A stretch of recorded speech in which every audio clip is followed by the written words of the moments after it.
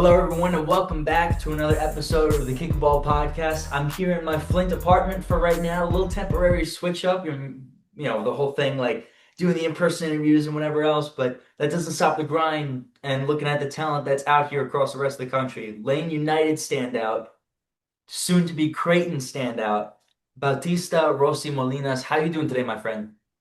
Hello, how are you? Well, really happy to be here. I'm excited to this podcast is really famous. I know I have seen many podcasts here, so I'm really excited.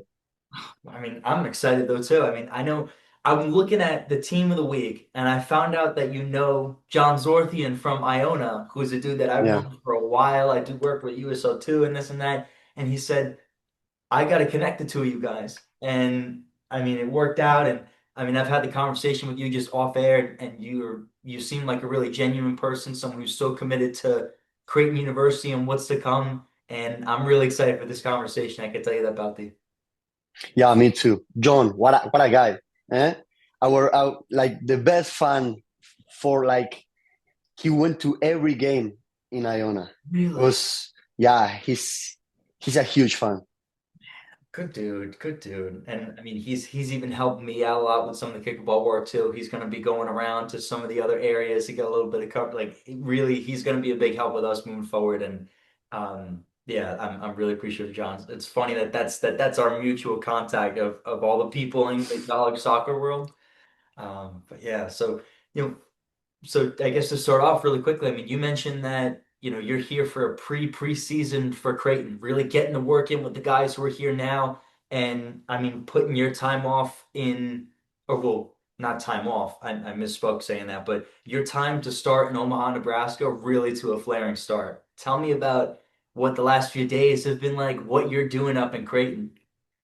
Well, I arrived Creighton last, I think Monday. Yeah, this week, Monday, and we already.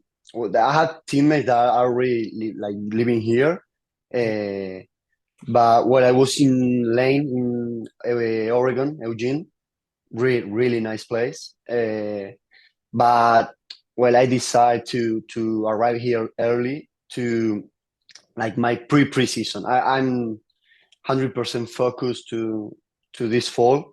I know that is really important, not just for me, for my coaches, for my teammates, for Creighton. I think it's really important to be focused and training. And I'm looking at some of the stuff that's in the background for you though too. You've got your Creighton flag, you've got the flag of Argentina, and you've got the you've got the picture of the national championship trophy. I got a hard time believing that you've got anything else on your mind. Why, putting the poster right by it where you could, you wake up looking at the damn thing, I could Yeah, imagine.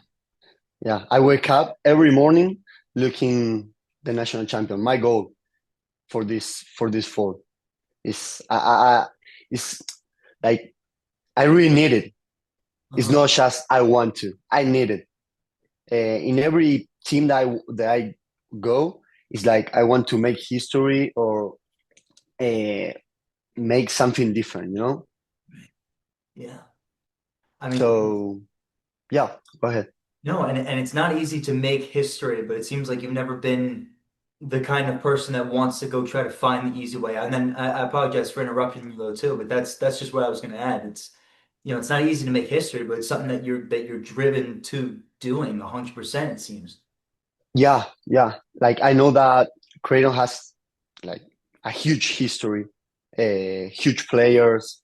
That I don't know. The last one was Duncan Maguire, Oh, that a really good player. I always I don't know try to watch his games here, like the way he was like playing as a nine. Like I'm playing as a nine here, so it's like I try to you know get right. something from him.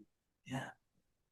Yeah, it's going to be interesting to be able to see though too, because I can't imagine when the transfer portal hits and your name ends up coming up. I got to imagine that there were other schools that were in conversation, this, that, but then Creighton ends up obviously becomes the front runner for you to a point where now you're here, you're committed for, I mean, at least for this fall season with, however much goes on and everything else. But it seems like it's not just a one season stop for you. You sound like you're really here, committed to the program. Like, what went into the conversation between you and the coaches that brought Omaha, Nebraska to be the place for you for your college?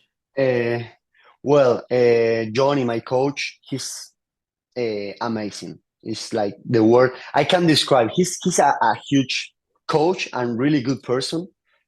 So when we were talking and say like was I have many universities. I have many like offers, but one of my like when this offer arrived, I say okay, is here, is Creighton.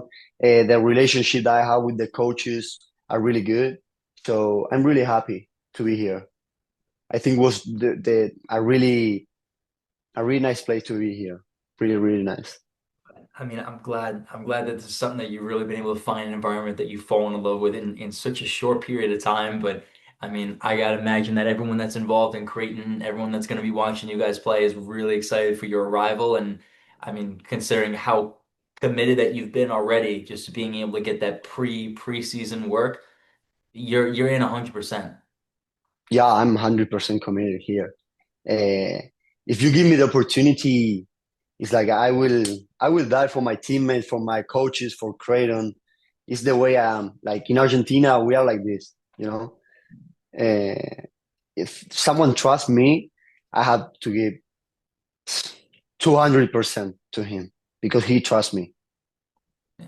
So it's something that's been a foundation. I guess this is going a little bit further just into, your person, and then, we'll get back to the soccer stuff though too, but trust is a huge part of the relationship. I mean, it's a huge part of any relationship, but it's something that you really value. Is that something that is a culture that really is a cultural thing for you? How ingrained are you to your family, the Argentinian culture? What does that look like, and how prevalent is trust really? Because there really are certain characteristics that go into certain relationships, and some of them are cultural. So how does that all end up working out to create the kind of person that you are? I think there is a part of culture, but mostly it's because of my family. The way my mom and my father, like I grew up saying, like if someone trusts you, you have to give 100% to him because it's not easy to trust. It's not easy to I don't know someone that you don't know say, okay, come here, come to my team, um, and give you food, give you a place to sleep, a place to train, and you have to give 100% to him. Right. It's like that, but it's also cultural. In Argentina, we are like that. Yeah, no, it's something. So how long, um, how often do you go back to Argentina? Is this something that's like a second home to you, you feel like? Because there's a lot of Americans in the US that say that so I'm ethnically Irish and Italian. You'll have some people that just say they are Irish or that they are Italian, but maybe Yeah. don't have quite the connection to their home countries. I mean, what's your home country's connection? How dear is it to your own heart? No, it's Argentina. It's Argentina. My family, my friends, is all there. Well, I only have one opportunity to go. That is Christmas break. That is just 1 month or less. But it's if I want to be pro, uh, I know that I have to suffer. Sure. It's not easy. I'm used to in Argentina. I was living like 5 hours away from home, so it's like I'm used to that. But you always miss your family, my friends, my house. Right. Yeah. Well, I mean, and I'm excited to to let you get a little bit further into that. I mean, I'm gonna take a pause now, just to talk a little bit about USL2, the impact that you've had this last month with Lane United, making the all league team in the month of June. and then I mean I'll let you go and tell a little bit about your own journey, but tell me about the tear that you've been on with Lane United. I mean, whether it was a lot of convincing that maybe brought you out to Oregon or this, whatever the story ends up being. Tell me about first joining the club and the kind of impact that you've had there, but also the kind of role that a team like Lane United, who is very professional, at least to my knowledge, at least on this New York perspective, again, being coast to coast, so I don't fully know certain situations and what it really is like, but it seems like it's a really well-run organization. Give me your perspective on this last, I guess, the last 4 or 5, 6 weeks. Yeah, it's really professional. Like the facilities are really, really good for being USL. We went to some fields that No. you see like no, it's not that good. But Lane, the way we train, also the people that work for Lane, um, great persons, and they are like 100% committed. You have to. It's not just the players to be committed. Hmm. The coaches, the staff, everyone has to be committed to success. That's the most important to success. Uh, but yeah, it's not only about my impact. I think was also about my teammates, my coach. Um, like I don't know, my teammates helped me a lot. It's not easy to score, but it's not easy to assist.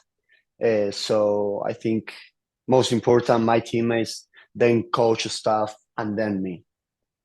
Wow, yeah. I mean, you can never win a game by yourself. You've got to rely on the Exactly. person that's next to you. I mean, what were the first couple training sessions like? When did you realize that this was an area that you knew everyone was bought into? Because sometimes you just don't see that in some of the USL2 programs. It's unfortunate, but you've really got to be careful with the kinds of environments that you pick. What are the training sessions? What does behind closed doors look like? Well, we decided with the coach to go there. We went with two of my teammates from Creighton. Yeah. So we knew that the place was professional and the facilities were good. Was not like my pick. We decided with the coach, and then well, uh, at the end was awesome. Like my summer, I'm really really grateful to Lane because they give me all. I give them all, and hopefully, there is one more game, and Mhm. they can make playoff for first time of the Lane history.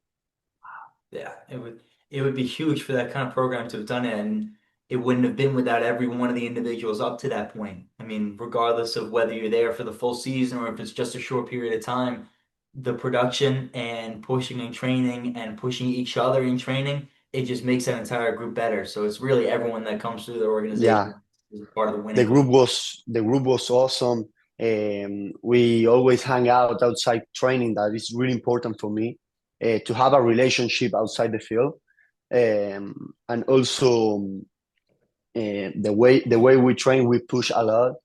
The trainings were really professional, and I don't know that makes success. I think so. Fantastic. So. Yeah, I mean, I appreciate you giving me the insight on USL2 ball. I mean, really what the now is for you with Creighton and what's ultimately to come. But I think it would be it wouldn't be doing you justice if I didn't ask you about your journey upcoming through football. I mean, I always tell my guys the prompt I always give them is just give me everything as much as you can remember from your earliest memory and walk me through your entire youth journey. I mean, I know it's loaded. I'm sure it's a long journey for you, but um, like any other player, and there's certain huge moments, but I'm here for however long or short that you tell me it is. I mean, I will hear every bit of it. But yeah, Bati, where does your footballing journey start? Well, I will try to Yeah, don't make yeah. the story too long. No, no, I think however long it is, I'm here for it.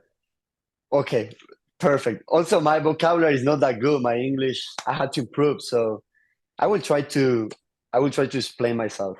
It sounds fantastic. I'll be honest with you. I really wouldn't have known. You speak great English about the it's fantastic. Thank you, thank you. Well, my journey was the first time I remember was playing with my grandfather uh, in my house while we used to live in Santa Fe, Argentina. Um, we were every basic like my mom was working, so I those few years was like I grown up with my grandfather, and my also my grandmother too. But the first that I remember playing soccer was with my grandfather. Then I moved from Santa Fe to Buenos Aires when I was I don't know 3 years old, 4 years old maybe. Uh, I think that was the first time that I remember to play soccer. Um, then there's like I played since I had 10 years old with my friends, just with my friends, like every day, but with my friends. Like nothing professional, not a club, like a was like a club, but friends club against another friends club. That's it. Then I went to yeah, like a professional one was when I was 13. Flandria is called. Was in the second division in Argentina. Uh, Basically, I played my entire career there. And when I was, I don't know, maybe 17, 18, I moved again to Santa Fe to play a team in the first division. Union is called.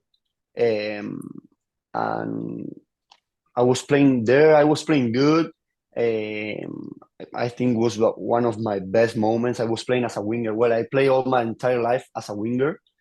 Um, then I had the opportunity to went to New York to Iona. I say, why not study playing soccer is win-win for me. So I decided to give a shot, Right. uh, and I'm really happy about my decision. Like to come here was I'm really well. I think was because of my family. For me, it was like no, I want to be pro. I want to play here in Argentina. I don't care about studying. But my mom was always like saying, "Bauti, study, and then you can play MLS because we know that you have talent to be in draft and and to become someone. But first, study. Have a plan B. When I arrive here, I say no, no plan B. My plan A is playing MLS, being draft, and having business with my business administration that I'm studying, or like whatever I study while I'm playing MLS. That is my idea. I don't know. Then Iona, also um, I had a really, really, really nice time.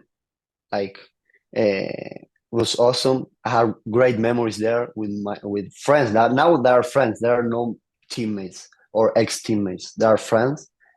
Um, Eugene with Lane, and now Creighton in the fall.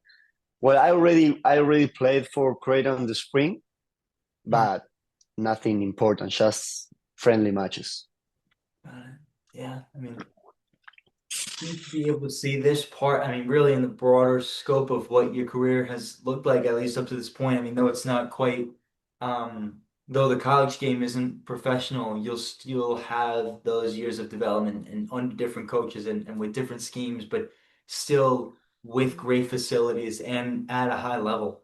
I mean, even at Iona though too. I mean, I'm maybe 10, I live maybe 10 minutes away from the campus. So Iona was always a big draw for a lot of the people who like the soccer arena and like those soccer and like I like watching these college games. Um, and I mean, you were a firecracker for the Gales for this past season too. I mean, you being how old though too? I know you're going into your sophomore year, but how old were you during your freshman year? 20 now. I yeah, my birthday is 3rd of July, so 20 now. Yeah, I mean, like for you being so young and being able to really tear up the MAC conference. I mean, what comes to mind right away is the month of October towards the end of that season. A brace against Manhattan, five straight matches with a goal, ending in the Ryder game-winning match, the game winner against Ryder to secure the MAC Conference Championship. Tell me about just, I mean, some of the matches that you've been able to get in with though too, and I mean, even just that five-game stretch where it seemed like you could not stop scoring. Was not easy. The first few weeks in Iona, I was saying like, why I'm here? I want to return to Argentina because I was not playing really well. I remember that my first game, I don't know against who, we lost 2-1 and was like the worst game I ever played in my life. Like I touched the ball 2 times and two, I don't know, I think I crossed, but nothing important, Like I was trying to get used to because I arrived, I don't know, Monday and on Thursday, without training with my teammates, I was already playing. Oh man, huh? And also there were I think I arrived like 1 month and a half later. I didn't have preseason, and the first few games I was in Argentina, so it was hard to get used to new culture, new rules, new teammates, new ball, new turf. Because I'm not used to in Argentina, we use natural grass. Was hard, and also my English was not that good in Iona, so I didn't have the chance to communicate that to the coach and say like, uh, I'm I don't know if it was the word is suffering, but was like I'm not I don't know You're how to explain struggling it. a Like, little bit with just yeah, I getting was going. trying, yeah. Mm. But then I started get used to my English improve. Um, my teammates, most of my team, really important for me. I think my teammates in Iona were super important. There were a bunch of Spanish guys, Argentinian guys, so that makes it easier, but was super important. My teammates were super important for that. Then I start playing, I get confident and start scoring. So it was, it's easier when you have confidence in yourself. It's easy to score. It's easy to pass. It's easy to play well. Yeah, I mean, gaining the confidence is such a huge thing in a game like this, but then also even, I mean, you talk about how many adjustments that you had to make even when you first got there. It was the language barrier, it was the kind of feel that it was the kind of surfaces you were playing on, but also adjusting to a very physical game as well, though, too, where you don't have to. A lot of the players aren't as technically sound as some of the midfielders that I'm sure that you've come across, or even how technical and tactical that you were able to be with the kind of shot that you've been able to get off. I mean, even looking at even looking back at some of the matches, your shot selection and your accuracy is among some of the best in the country, I would say. I mean, you're very, very particular with what kind of opportunities that you try to take advantage of. I mean, what's the mindset when you know that defenders are looking at you, knowing that that you're that nine essentially, that your job is to be able to get past them, but still being able to be shifty enough to choose your opportunities. I mean, walk me through certain things with I mean, I guess just your mindset as a nine. Well, the first time I played as a nine in my life was in Iona. I didn't play as a nine. I Really? was playing as a winger in Argentina my entire life. Huh. Well, I play, I think, as a right back, then as a winger, as a 10, but never as a nine. Really? So I don't know. It's just I want to score and I want to win. So whenever I have a little space to shoot, I will shoot. My teammates sometimes they hate me for that because I don't pass too much the ball. But I'm a nine. I need to score. Mhm. The nine survives because he scored. If not, you are not a good nine. Yeah. Also, you can press, you can play, you can do whatever. But if you don't score, you are not a good nine. And that's, I mean, that's the reality when you're in those kinds of situations, whether it's college soccer, getting fewer minutes, or even the professional game where you're getting benched. And it's very, very cutthroat. I mean, even at the lower levels in USL and different other areas. I mean, does you being a winger for most of your life maybe improve the perspective that you gain as a nine, knowing where your winger is going to be because you've played that your entire life, or is that really just something that you're there with communication with your teammates? What do you think? I don't know. Well, in Creighton, we don't use wingers. So I have two tens. So it's Okay. different. The way I'm gonna play here in Creighton that the way I was playing in Iona. Um, but I don't know. I try to get used to every coach and try my best to success. Yeah, and a bit of that is going to be sitting and really observing your tens though too, which is a different system and it's interesting. I mean, you know, I've a lot of the systems that I've seen have utilized as wingers, so I really can only conceptualize certain areas. But I mean, when you've got two tens, those are guys that really their entire job is to be able to feed you when it's not on the outside. And you still have guys that I'm sure they'll be able to take their opportunities on wings and do what they need to. But Yeah, then creating opportunities for you is a little bit different than wingers. So I can understand, but I don't full, it's still something that I'm trying to wrap my head around. And it's going to be interesting to see how this ends up shaking out and how it ends up working. I mean, it sounds like even with the recruiting class that's coming in, some of the other guys that Creighton has brought in, it's going to be very, very exciting to be able to watch. yeah. I think the new guys will help us a lot. Uh, But if we talk about, I don't know, I try to make my own opportunities. Hmm. I've tried to fight with the center backs, I run behind or maybe pressing, winning at some balls there. But I always try to depends on myself to score, not depends of I don't know. Maybe if the 10 he's not having a good game, okay, I will try to make my opportunity. But Yeah. I'm sure that the Tens will have an awesome season, incredible, uh, and they can assist me a lot. And even then, you're gonna, like you said, you're gonna be able to create your own opportunities though too, regardless of, I mean, if all cylinders are clicking and all things are doing well, it makes your job, you're able to compartmentalize a little bit easier. But you're still, even if you had to go from midfield and you were receiving a ball from midfield, if the opportunity was right, you're able, between your on ball ability and how technically sound you are, you absolutely can create your own chances too. Like, where do you? Is that something that you work on specifically in training or something that's been stressed to you your entire life? Uh, well, I don't know. When I was um, when I was young, I used to train a lot because I was not really confident in 1v1 or with my first touch. Sure. And also shooting or passing with my left. I was in the past, like I don't know, 3 years ago, I didn't use my left at all. But well, my I had two uncles that they're really I don't know they play sport their entire life, so they know. Also, there are one of those are pro athletes, so he knows.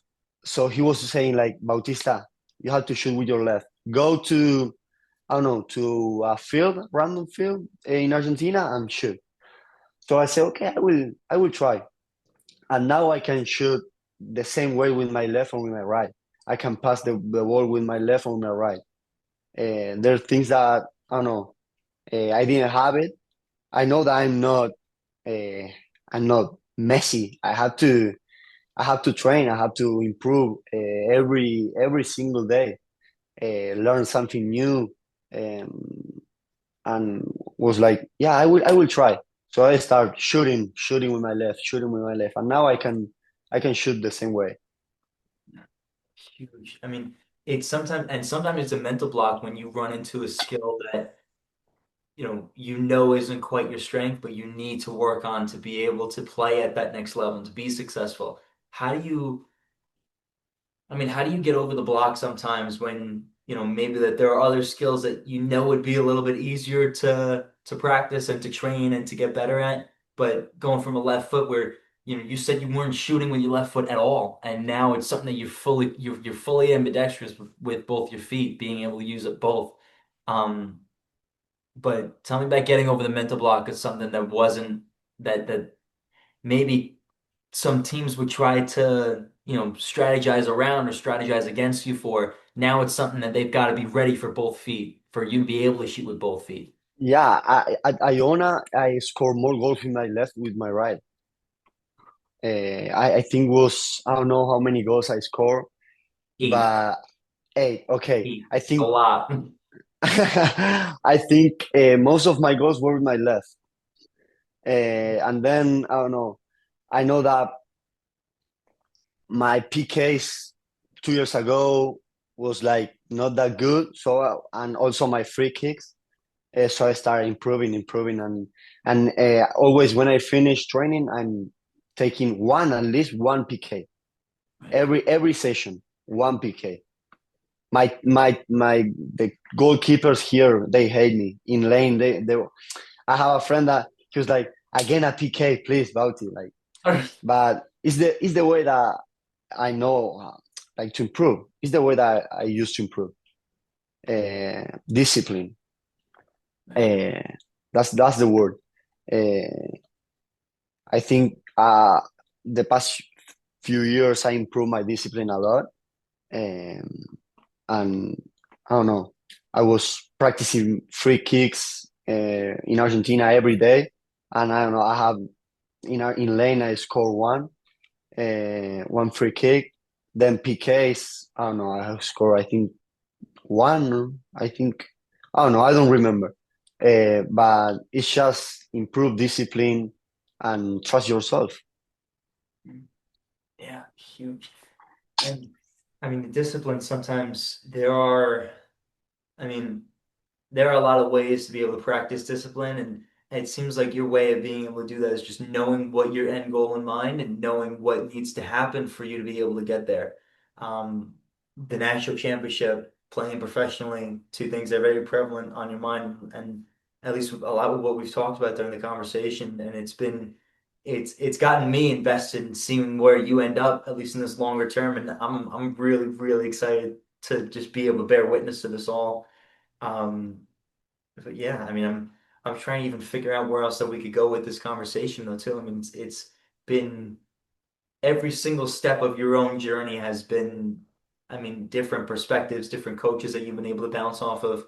I mean, you know, how do you feel playing in so many different environments in the United States and you know, whether coaching is all very similar or that there are different tactics that you need to adjust to. We mentioned a bit of the scheme change between Creighton and Iona, for example, but you're still playing under different personalities. What are the kinds of coaches that you really love being able to play against? And I mean, how do you get that out of Creighton? Like them being fantastic people to work under.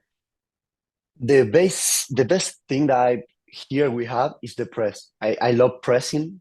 I love going high, and the coach always says it's like a Bautista is like a dog. If he goes and you are walking with the dog, you have to go because he's pushing you. So if Bautista is pressing, you have to press. Got it. I don't have to look behind if someone is pressing with me. I'm just pressing. I know that my team will go. That's the best part. But then different coaches, sometimes it's different cultures because I don't know. There is many.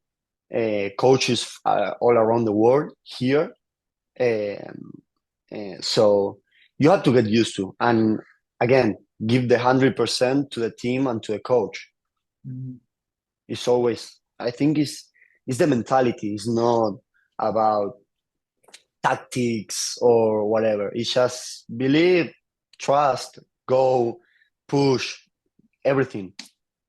I think it's the way I live. Not only inside the field, outside the field too.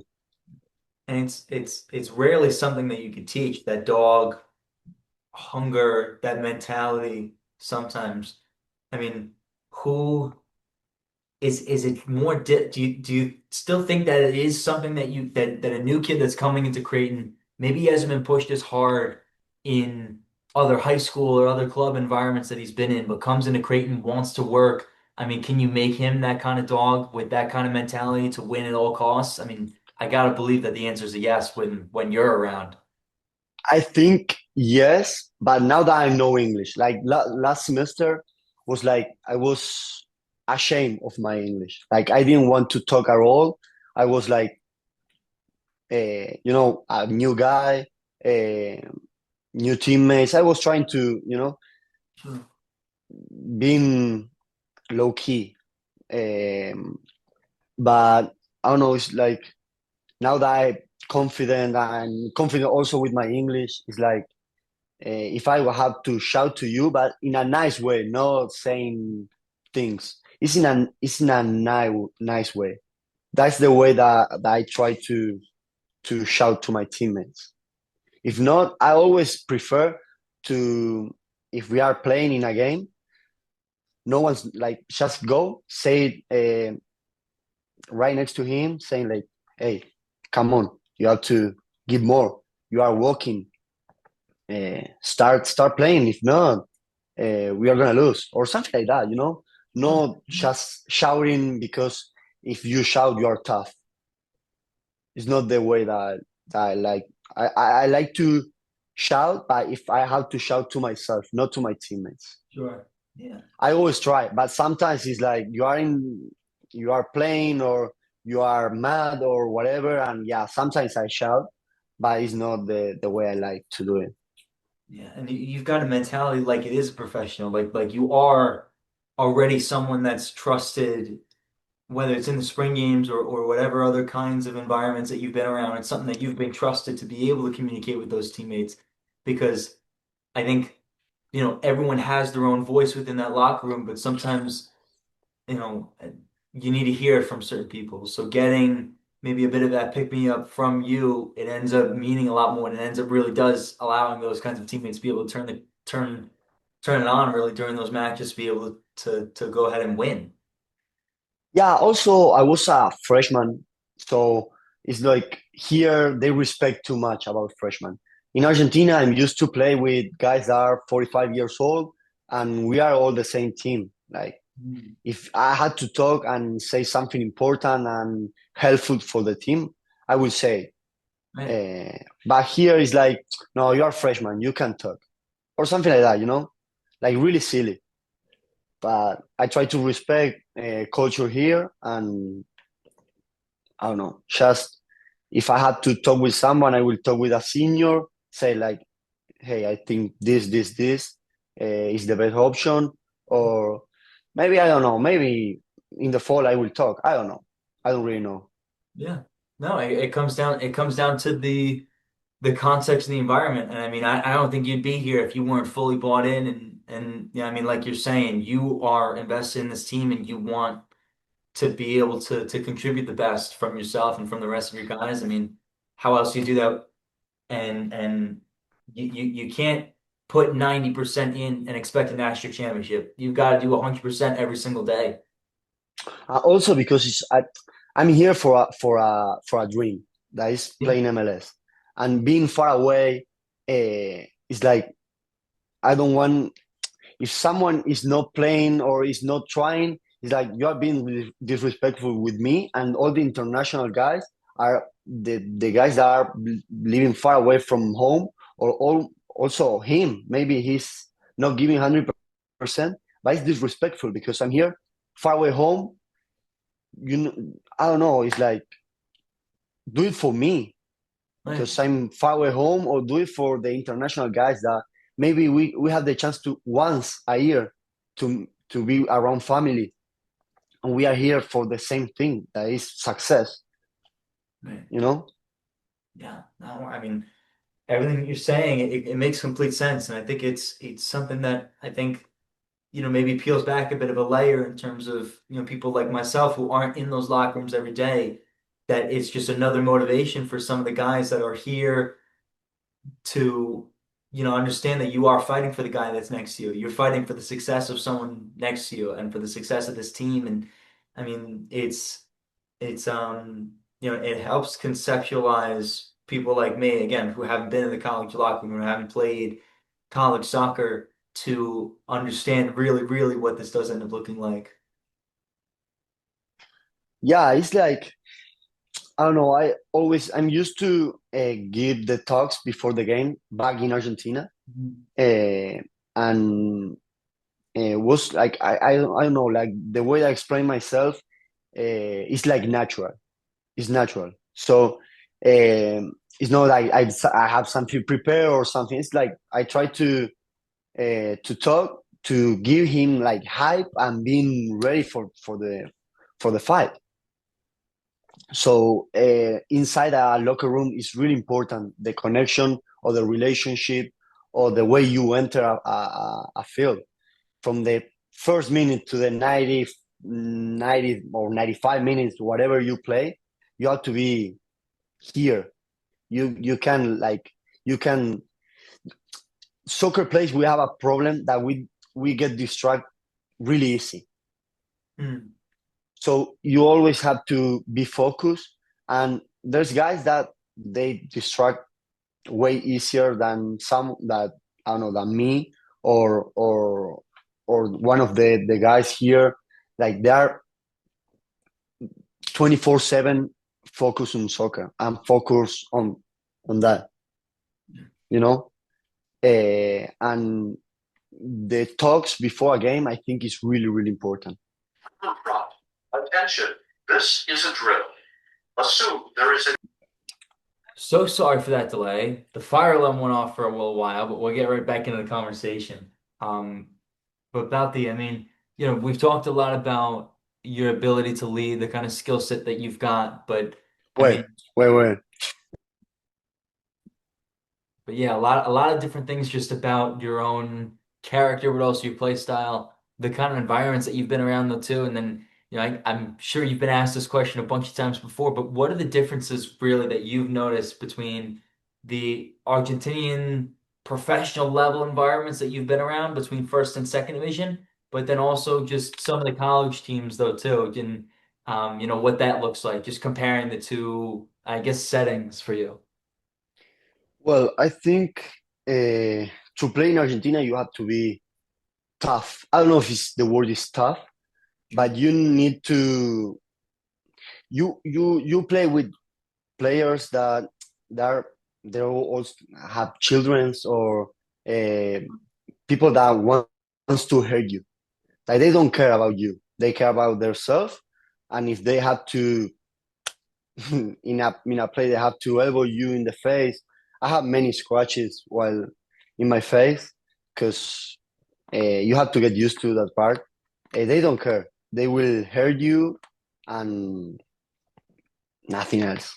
Just they want to win. It's win or win for them. So that's the part that I like. I like that part in Argentina. Like you have to go strong. You can go like, well, I will play. I don't know. Maybe there's a opportunity for me to be pro. No, in Argentina, I don't know the percentage, but most of the guys between 20 and 10 years old that are playing young division or whatever, 90% in Argentina wants to be a pro soccer player. Hmm. You have bunch of people, bunch of kids, adults, whatever, that they want to win. They want to. It's not because they want to be pro. Maybe they need to be pro for it, they need to be pro for live because they don't have they're poor. We have bunch. You have like many like I had many teammates that they were really poor, also really nice persons. Like I talk with most of my ex teammates. I try always to have contacts. I don't care which team. I don't care where you're from. I want to talk to you. Um, and there's I had teammates that they need to play and be pro because they don't have to eat. They don't have money for food. Mm. So it's hard in Argentina. It's really hard. There were times that, well, like I don't know. My economy in Argentina was good. Not the best in Argentina, but I can live in a nice way, nicely. So whenever I had the opportunity to, I don't know, give a pair of cleats, um, or give food or for my teammates. I used to do it a lot because there's they already like they suffer life. There's not like a nice. I don't know how to express, but it's not nice to have to go and train without any food in your stomach. We Right. may we train, I don't know, at 5 when I was in John Division. We used to train at 5 6 in the afternoon, um, and there were teammates that they didn't eat in the whole day because they don't have food. So I always used to, I don't know, bring 4 bananas or a protein bar or something because I know that he don't have he they will never ask for food, for money. They will never ask for cleats, nothing. But was like I know that they really need that. So okay, here you have, like, it's all good. Uh, so my point is, in Argentina, there's people that really need to be pro. So the way we play in Argentina is different, way different than here. Mm. You need to be tough. You need to be rude. You need to be strong. Um, and here, well, also by the way I play, I try to always uh, go. I don't know, being tough or not tough, like being go strong. Right. Yeah. Yeah. Yeah. Yeah. It's not with bad intentions, but it's the way I play. And there's people here that they don't really need to be pro or be in draft. They are here because they need to study, and that's it. Right. So that's the different. Right. And Sorry that was long, no, no problem. but that's the way I think is the difference. Yeah, and it's something it had to have been an adjustment for you to have been surrounded by a lot of people who were driven to go pro no matter what, whatever they needed to do, whatever skill set this was life for them. But then you come into a college environment where, like you're saying, they're there for their education to still further their soccer dreams, to still keep playing, but it's just different. That it's just a different kind of what you need to pull out of these certain players. Like, I mean, how was the change for you adapting to what was a very clear mindset change between a lot of the players that you'd be surrounded by? No, I'm really with that. It's like inside the field. I can play whatever. I can be Okay, with okay. many guys. I don't care where you're from or the economy that you have. I always try to be myself, and Yeah, that's the way I live. yeah, huge. And I mean, yeah, you're I mean, unapologetically genuine and just someone who is going to, say what needs to be done for the betterment of the team and will make people aware of the kind of situation that they're in, that they are playing for a team, they're not playing for themselves, but you're also willing to outstretch a helping hand. And it makes you just a teammate that people want to be around. And Creighton really is they really ended up getting lucky that you were the one that you ended up committing to their school and not however many of the other institutions and offers that you probably had. Yeah, I think I always think that outside the field is really important to have a relationship. I don't ask to be my friend. We don't need to be friends, but sometimes at least going out to dinner or hang out and whatever. You need to know the person outside the field too, not just for trainings or for games. And why is that so important to you? Why isn't it just a business thing for you? Why isn't it just I gotta go pro, this is my way of doing it, and that's all it is. You're my team, and this is this. We're all gonna get better. But you want to have those kinds of relate. Like why, you just want to know the person. You just want to know the kind of individual that you're around. Yeah, but not only that, because if I had a good relationship outside, it's like if I need to go and run up a guy that is your mark, but I will run it for you. I don't care. Yeah, And if I had that relationship outside, it's like, yeah, I will do it for you. yeah, I don't know. If I had to get a yellow for you, I will get a yellow for you. Like in Argentina, if we say if um, I will die for you. That's the way we say in Argentina. well, We die in the on the field. We die for our teammates. It's, I know that the translation is not the same, but it's the way we say it in Argentina. yeah. I mean, you bring a lot of this Argentinian passion and this Argentinian flair to the college game, and it's better off for it. I mean, you being here raises the standard, raises the quality of kind of team relationships that you've been able.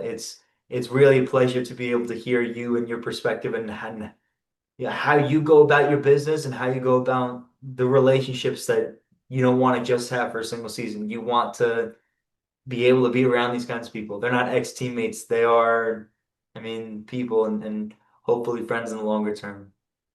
Yeah, of course. Like I try always in every place that I go. I had when I leave that place.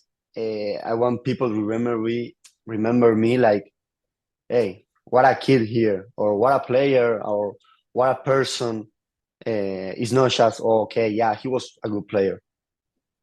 It's like I want people remember me like, what a kid, what a person.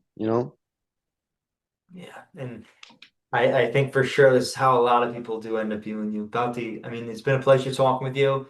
It's been a pleasure to get to have known you. I mean, just over this conversation. Sorry for the delay of what this stupid fire alarm was doing, but um, it's been a pleasure to be able to have this conversation and to have another player that I get to root for their success in a different part of the country. But I want to leave you with the last few words. If you've got anything that's on your mind, anything that you want to say to young players or your family who may be watching this interview, but I'll leave you the floor, my friend.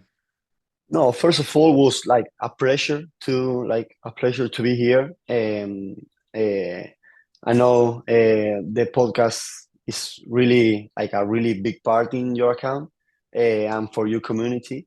So nothing to say. Like thank you very much for giving the opportunity to I don't know to talk and to also to improve my English. And I hope well my next season this fall is um, I don't hope. I know that will be excellent. That's Yeah, the way I had to think it. 100%. All right. About you've got a supporter in me and the rest of us say kickball the rest of the way. John, I know he's anxiously waiting for this to come out, so I mean we're here for him for that. But from all of us at kickball, you've got us as support for the entire way, and we're looking forward to everything that's to come. And we know that you're going to be successful this season, the next, and everything else to come in your upcoming and blossoming pro journey. I hope our next call is while I'm in MLS. So Yeah. hopefully, Oh, huge. Matthew, we'll talk soon. It was a pleasure talking with you. See you. Have a good night.